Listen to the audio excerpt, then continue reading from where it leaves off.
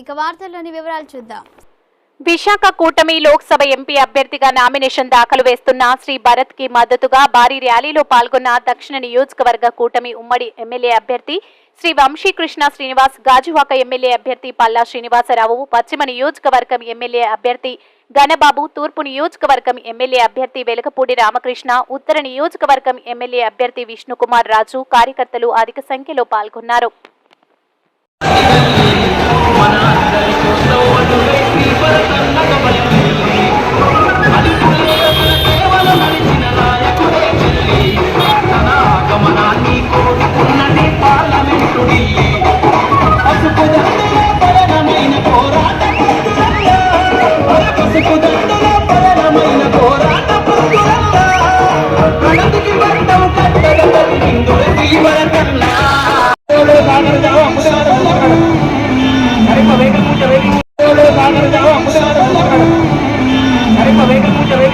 వార్తలు ఇంతటితో సమాప్తం. మళ్ళీ తిరిగి ప్రసారం అయ్యే టీవీ 9 న్యూస్ లో కలుద్దాం. అంతవరకు సెలవు.